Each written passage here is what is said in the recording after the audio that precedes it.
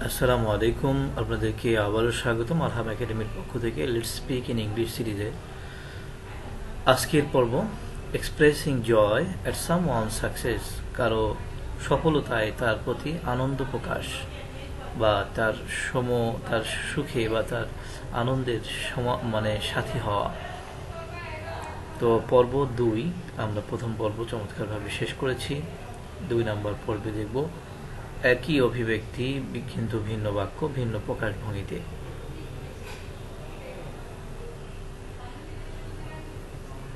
Have you heard my good news? Have you heard, heard যদিও কিন্তু উচ্চারণটা হবে হার্ড। হেয়ার মানে শোনা, হেয়ার্ড মানে এটা ভার্বের তৃতীয় শূন্য। Have you heard my good news? তুমি কি আমার সুসংবাদটা শুনেছ? তুমি কি আমার সুসংবাদটা শুনেছ? এরকম।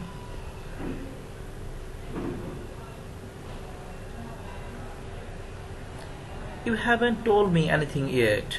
এখনো তো তুমি আমাকে কিছু বলোইনি। ইয়েট মানে কি এখনো। You haven't, you have not, you haven't তুমি তো বলনি। টোল্ড, ইউ হ্যাভেন্ট টোল্ড তুমি কি বলনি মি আমাকে এনিথিং কোনো কিছু। ইয়েট তুমি তো এখনো আমাকে কিছু বলনি। সুন্দর অনুবাদটা হলো তুমি তো এখনো আমাকে কিছু বলনি, শুনবো কিভাবে?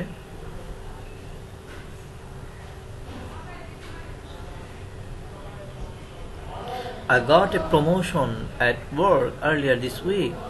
এ সপ্তাহ শুরুর দিকেই আমি তো আমার কাজে একটা কি পেয়েছি, প্রমোশন পেয়েছি।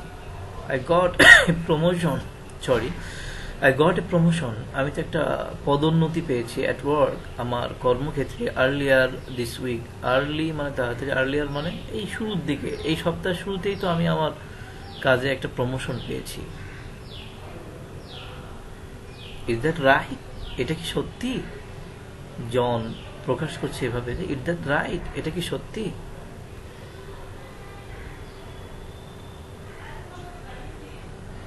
সারা, is that true? I am really happy.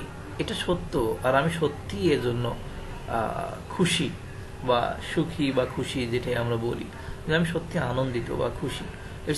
It's is the truth, এটা সত্য। আই এম রিয়েলি হ্যাপি, আমি সত্যি আনন্দিত।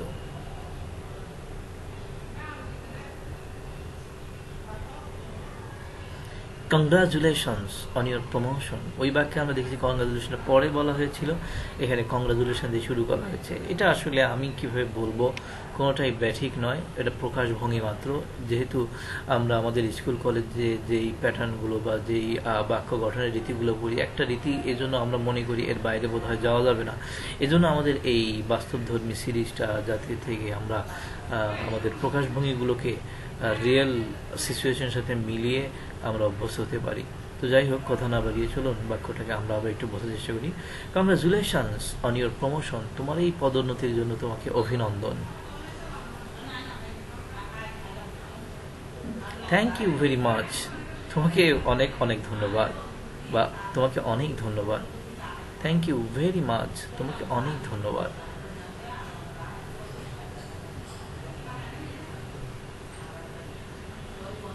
I am really excited for you, এ বাক্যে ঠিক আমি তোমার জন্য খুব বেশি উৎফুল্ল, আমরা এখানে উৎফুল্ল শব্দটা তুলে সবচেয়ে ভালো হয়, যে আমি সত্যি তোমার জন্য উৎফুল্ল, এত বেশি আনন্দ পাইছি যে আমার খুব ভালো লাগছে। এরকম কাছের মানুষের পদোন্নতি সবসময় ভালো লাগে, এরকম।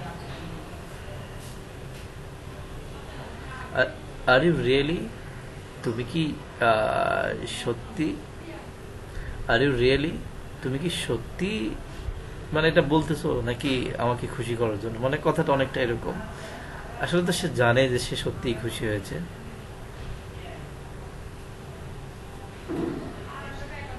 I am serious, you deserve this promotion, আমি সিরিয়াস আর তুমি এটা পাওয়ার যোগ্য।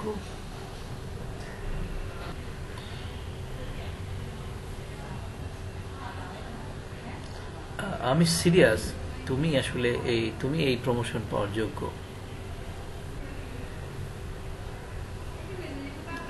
Is that what you really think, এটা কি তাই যা সত্যি তুমি ভাবো বা তুমি কি সত্যি তাই মনে করো? কথাটার অর্থ আসলে এরকম হবে, is that what you really think, তুমি সত্যি তাই মনে করো যে আমি এই প্রমোশন পাওয়ার যোগ্য?